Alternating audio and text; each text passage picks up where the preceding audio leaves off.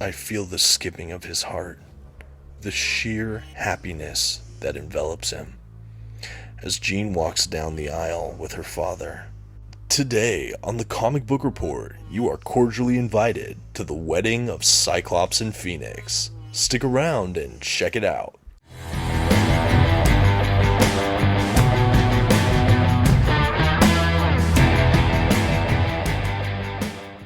Hey, how's it going everyone? This is Dominic, and today you're tuning in to the Comic Book Report, where we review comic books and graphic novels so you can get an idea of what to read. And today I have an oversized hardcover, not an omnibus review for you, although this really should be an omnibus. Yes, that's right, we're talking about the wedding of Cyclops and Phoenix, the oversized hardcover. Before we jump in though, I just want to say a special thank you and shout out our channel sponsor, OrganicPriceBooks.com. If you're looking for your own comic book collected editions, I highly encourage you to check out their website. You can find a link in the video description, and if you see something you like, you can even use my discount code at checkout, TheComicBookReport, to receive $2 off of your order. Please note if you use my affiliate link or code to make a purchase, I will earn a small commission, but it's a fantastic way to support the channel. Thank you so much for considering. Now let's get started with today's X-Men review. First, some quick facts about today's collection. The issues in this volume were written by Fabian Nicieza, Bob Harris, Roy Thomas, and more, and illustrated by Andy Kubert, Richard Bennett, Liam Sharp, and more. The comics in this volume were published by Marvel Comics beginning in 1993.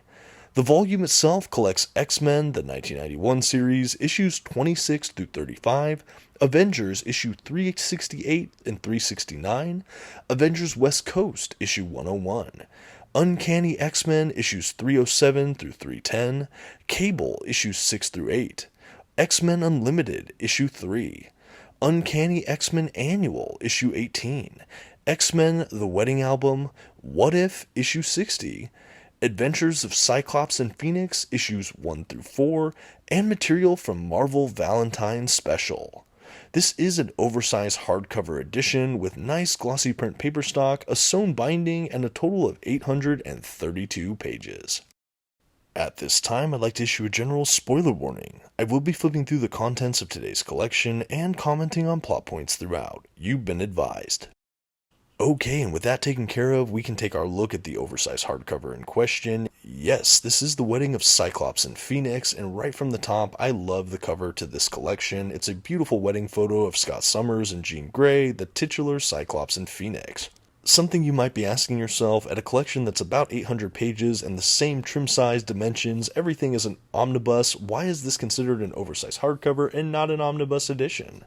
Well, frankly, I think that these editions were a bit more common before omnibuses swept through and became as big as they are today. In fact, I wouldn't be surprised to see future printings of this book, maybe some added extras and a couple changes. I wouldn't be surprised if they rebranded this as an omnibus, to tell you the truth. It is just as big as some of my omnis, and frankly, some better than some of my omnis. So fingers crossed that that happens in the future. For right now, it's just an oversized hardcover, but you're still getting an incredible value here. Back cover, you got a great blurb about the book, some pricing information, and the art is that part of that wraparound. You can see some of the guests at the wedding. Just really stylish. Well done, Marvel. No real complaints here. Really, really dig the look of this book. I just wish it was an omnibus. Okay, and now I want to do one final look at this dust jacket design. I'm going to show you the interior flaps and just spread this whole thing out for you to see it at a glance. After we do that, I will transition to showing you the under the dust jacket hardwork art we have stamped on this book. I will say the actual art that's stamped on this book, I wish we would have gotten more kind of art from the collection, maybe an action sequence or another kind of spread page or something. But no, in this collection, under the dust jacket, we have what really looks like a wedding album. So in that way, I guess the design work is really fun and fitting for what this collection is. On the front, we have a picture of Jean and Scott, again from their wedding, in a kind of nice black and white. The hardcover book itself is kind of a pinkish tone, but there's really not too much to be said here. You can see here as I kind of flip through it. Before we transition, I will make sure to do a full spread so you can get a look at the under the dust jacket artwork as well at a glance, see what this book really looks like. I much prefer the dust jacket over the actual hardcover art this time. Again, I think there could have been more they picked here, but I still think what they went for is still a lot of fun. Again, fitting the theme, fitting the story, and making it look like a wedding album is just kind of interesting and fun. Taking a look at the binding now, it is a nice sewn binding, and frankly, it's a fantastic binding. This is huge eye, it lays out very flat. It's one of my favorite bound books I've read recently that has that sewn binding. The print quality too, the paper stock is nice and thick, at least thicker than a lot of the recent omnibus collections I've seen. There's not a ton of bleed through, but you'll see all that as I flip through as well. Very nicely done. Making our way into the collection proper, we have a title page, we have kind of a little foreword, and basically we jump right into the first sequence of issues here, and this whole collection starts with an X-Men Avengers crossover called Blood Ties.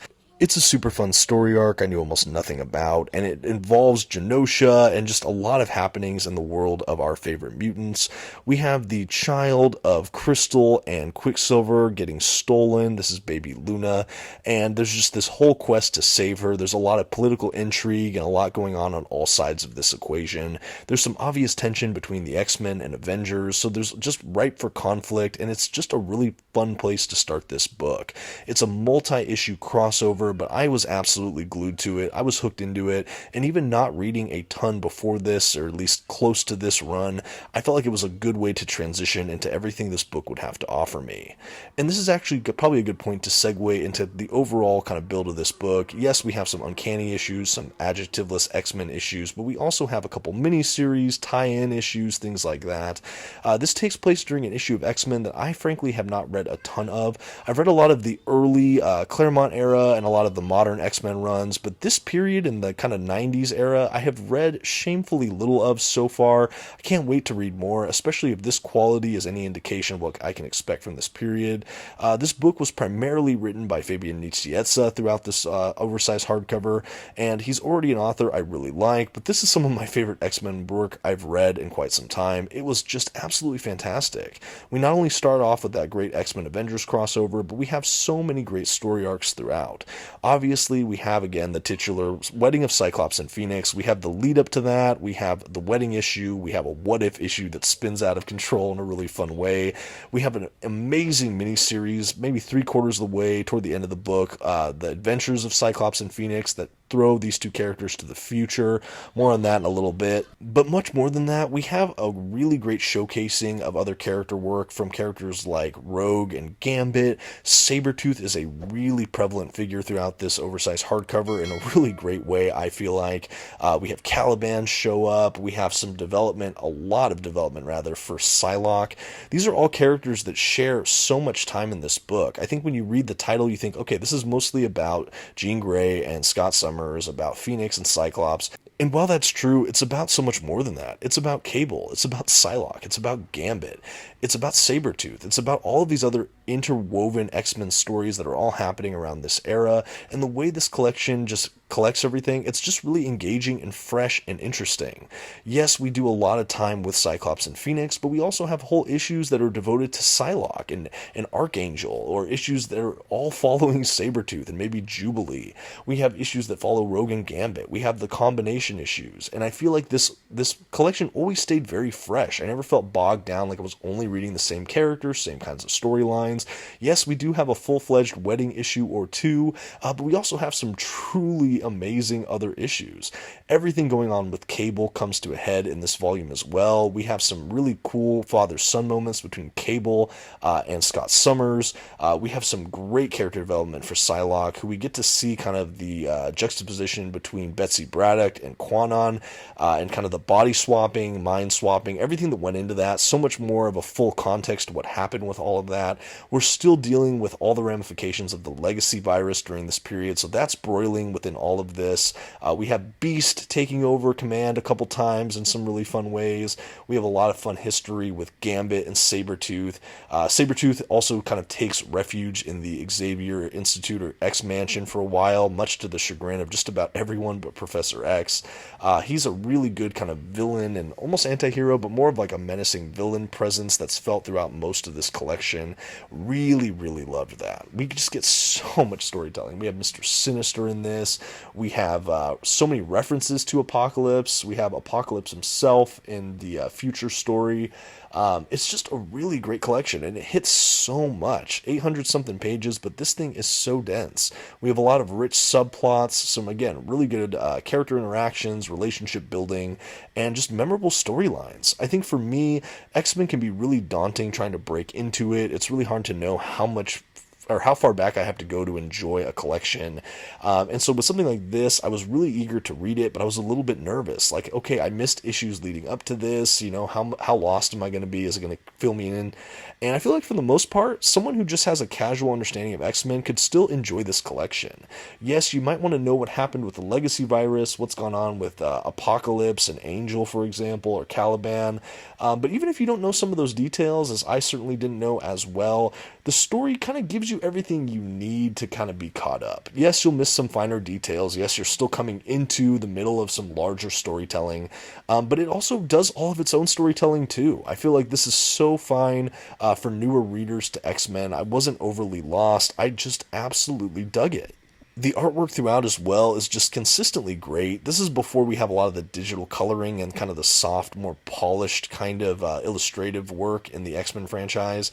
I have a trouble with that kind of artwork, the late 90s, maybe early 2000s kind of polished digital art bubble.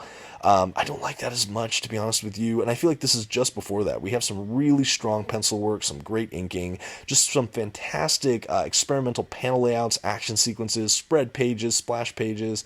It just has a lot going for it. The art is always visually interesting and gripping. We even have stuff that's really set up to kind of homage the wedding setup, and I like that they spent a whole issue or two kind of setting up the wedding itself, a what if. It's really a good focal point in this book, but if you think you're just coming for the wedding, you're missing out on some of the best in this collection, frankly. I do think that it was really moving, emotional, maybe almost shed a tear at the actual Cyclops Phoenix wedding, and yet that's by far not my favorite issue in this collection. No, I was much more engaged by the Psylocke issues, much more engaged by the Gambit Sabretooth issue, much more engaged even by the miniseries that took our characters to the future. And honestly, this is a little bit later in the collection, but I'll speak to it now since I brought it up again. The Adventures of Cyclops and Phoenix, basically right after this couple are married, they are pulled kind of psychically from their bodies into the future, and we have them thrown into these other bodies, and we find out that they are like hundreds or thousands of years into the future in the time period where Cable was first sent to kind of escape the techno-organic virus and live. We find out that the Ascani ruler is actually Rachel Summers, and we find out that these two characters, Cyclops and Phoenix, they're put into the bodies of the Daysprings, who basically are going to help raise Cable. So this whole miniseries is over the course of, I don't know, 5 or 10 years, and we have Jean and Scott basically being parents to Cable in the future, setting him up to be this kind of rebel leader, facing him off against Apocalypse and Strife, and all of these things that I've always felt hinted at, or they've set up, or I knew kind of contextually what's happened in some of these story arcs. I got to see it pay out in this miniseries, and it was fantastic. I love that I got to see the culmination of that. I loved seeing that. That was definitely one of the higher bars of this collection. In the same way, getting to know more context of what happened with Psylocke and the body switching and Betsy Braddock and all that. I love getting more of the payoff in this collection as well. Again, being a fan of more modern books, like even the modern Excalibur run during the Dawn of X storyline, we have Betsy Braddock back as Betsy, not in the body of Quanon, and I always wondered what happened there, and to read these issues fresh for the first time, I was just elated. I loved it. I really felt like this was such a missing puzzle piece chapter for the X-Men, and I was so happy to have the opportunity to read it. And frankly, the format this is reproduced in is just beautiful, chef kiss amazing. Like I said, the paper stock is a thicker, glossy stock paper than I've seen in a while. The sewn binding is really nicely sewn. We have a great eye. The pages lay down very, very flat. Even opening it for the first time, it laid down beautifully. I really feel like this is a hardcover I've seen from an older era of omnibus collections, before we've got kind of thinner pages with more bleed through. Maybe the pages don't lay down flat right away. This is just so well made. I would love to see this as an omnibus. I would love to see this kind of quality translate to a lot more modern prints. Right now, though, I love this collection. I feel like this is one that a lot of people aren't talking about as well, perhaps because it's not technically an omnibus, although in many, many ways it could be.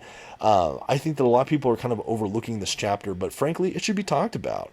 I don't want people to get thrown off because they think it's just a wedding book. No, no, no. It's a fantastic 90s X-Men book that has a massive amount of issues that's absolutely reading for new or returning X-Men fans alike. Even right now, flipping through, we're getting to the wedding album issue. This is kind of a fun issue where we have Jubilee kind of being against the lovey-dovey feelings of the wedding. She's being kind of snide and kind of just not feeling it. And she finds Jean Grey's old, like, diary, basically, and she snoops. And she reads these entries of pivotal moments during Jean Grey's kind of adolescence or upbringing, when she first encounters Xavier and Scott, and when she begins to kind of fall in love with him, and the feelings that he gives her, and kind of their history. And we get to have this really kind of raw, vulnerable exploration of that time. We get to see it kind of in handwriting. The format and kind of layout of this issue is really unique.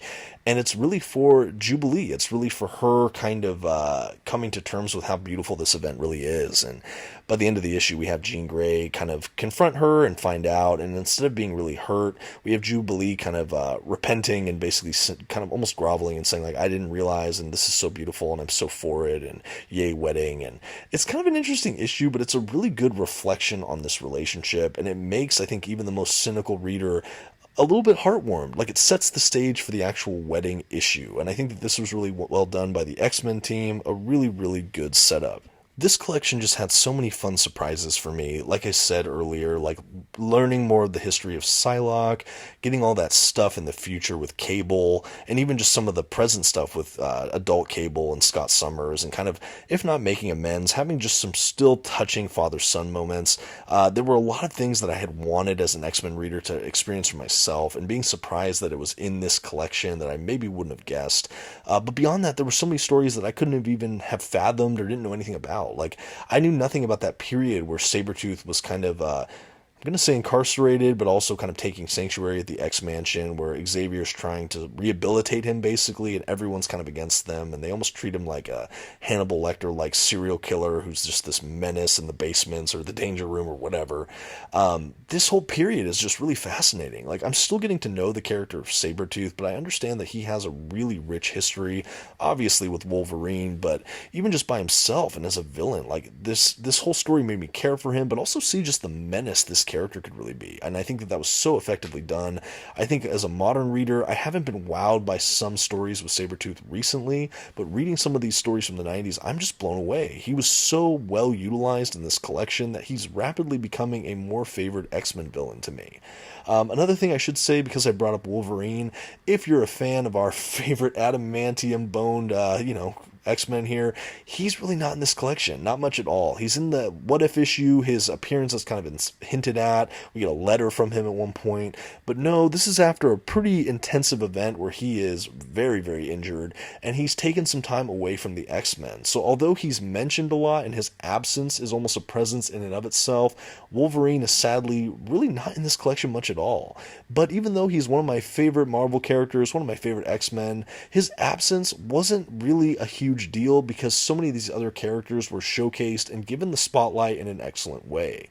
I've always wanted to read more with Psylocke and Gambit and Rogue, and this collection gave me all of that in spades. It gave me things I didn't even know I wanted, like all of this stuff with Sabretooth. Like, what fun! There's even an issue where Gambit has this backstory where he's trying to seduce this woman out of a really rare valuable to kind of earn initiations into this like thieves guild. It's a flashback issue. It's also a really crazy interaction between Gambit and Sabretooth. A lot of tragedy and just trauma from this issue. And we have Sabretooth using this anecdote to weaponize against him and his relationship with Rogue. Really, really great issue. It lends some more just depth to the character of Gambit for me, and I had no idea the interplay between him and Sabretooth even existed. Again, I'm a newer X-Men fan. I'm trying to consume as much as I can, but I'm still very surprised by some of these moments in X history I didn't know anything about. And the fact that this collection had so many of these great moments, well, man, it was just great. I will say for the most part, this X-Men collection doesn't deal with the broader Marvel universe. Other than that Blood Ties crossover at the beginning, we don't have a ton of interplay with the mutants kind of teaming up or dealing with other problems within the Marvel universe. This is a very X-Men centric book, if that makes any sense. I also don't think we have kind of the X-Men at the global stage. There's not like these political events happening where the mutants are this outcast class. The closest we get is in that Adventures of Cyclops and Phoenix in the future, where they're kind of hunted or what have you, or they're maybe dominant actually under Apocalypse and humans are hunted. That's maybe the most kind of politicized or kind of world eventy these mutants are in this whole book. No, these are really just a couple isolated great X-Men adventures. We deal with a lot of internal work as well, between the wedding and how all the characters reflect on that. We have some great reflections from like Professor X, for example, and Angel even kind of reflecting on Scott and Jean. Some great, again, father-son dynamics between Cable and Scott, and there's a lot of just interior, like, to the X family kind of work being done as far as the conflicts and character dynamics. And then we have just some great adventure stories. I know some fans of the big two, Marvel and DC, they like books where you feel like you're in the middle of this universe where all of these other superheroes and characters are happening and you're just one little piece in it, and the crossovers are so very evident. But again, other than that one Avengers X-Men crossover, you don't really get that feeling with this book, but I do think that that was to this book's strength. Like, it's okay just being an X-Men title and dealing with X-Men related problems. I really liked it for that. It wasn't trying to fit into all of the events of the week. Again, other than that crossover with the Avengers, which again still felt like an X-Men event, and it just worked really well. I think that scratched the itch as much as I really needed it to get some of the other Avengers characters in there. But really, I liked keeping the X-Men book just X-Men, and that's really what we had here.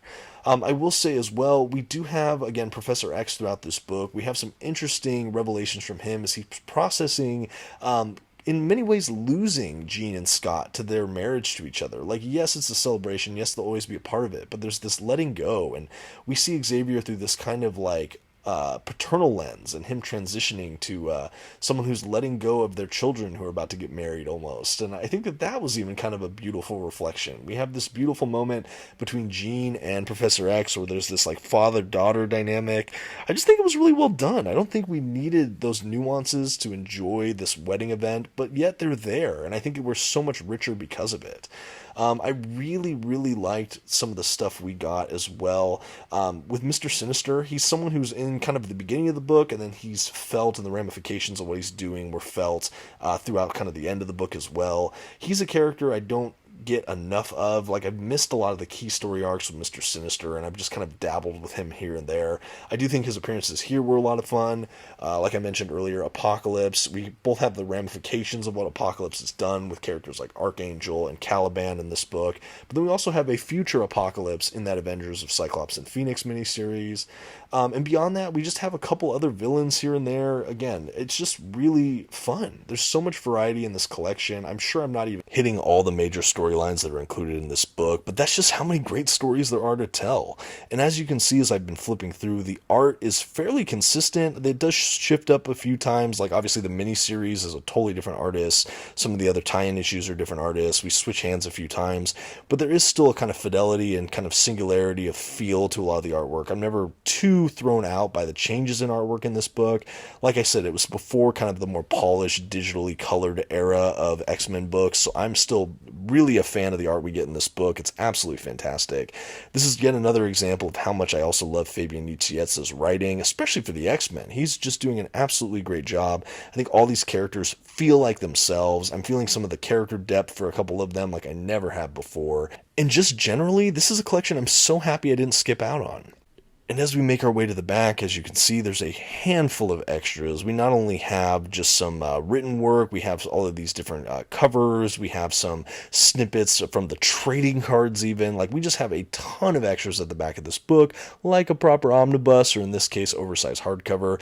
Marvel definitely didn't cut corners as far as just giving us a wealth of bonus material at the back of this, which, an already great collection, to have all these bonus features at the end, just way to go. The Wedding of Cyclops and Phoenix, the oversized hardcover collection, for me is an absolute win. And I feel like as we're getting to the end of this book here, all that's left to do is to give this collection a grade. For some of my favorite character-driven storytelling the X-Men has produced in the 90s, the Comic Book Report is happy to give The Wedding of Cyclops and Phoenix, the oversized hardcover, a B+. This is definitely an above-average collection for me. It's so well made, and the stories inside it are fantastic. This is a collection I would safely and forthcomingly recommend to a lot of X-Men fans out there who maybe have missed this era. I think it's fairly easy to come on board if you don't know a ton about X-Men and still enjoy these stories. Obviously, it rewards those who have a better grasp of this world and all the characters, supporting characters, villains, things like that. But I still think that this is a pretty accessible X-Men collection, and frankly, there are so many great stories throughout it. But let me know what you think of The Wedding of Cyclops and Phoenix. Let me know how you like the X-Men. Did you have a different feeling about this book? What are your thoughts? I'd love to hear all of that. And thank you so much for watching. Until next time, this has been the Comic Book Report. Please don't forget to leave your like, comment, and maybe check out one of my other videos on the way out. Thanks again, and have a good one.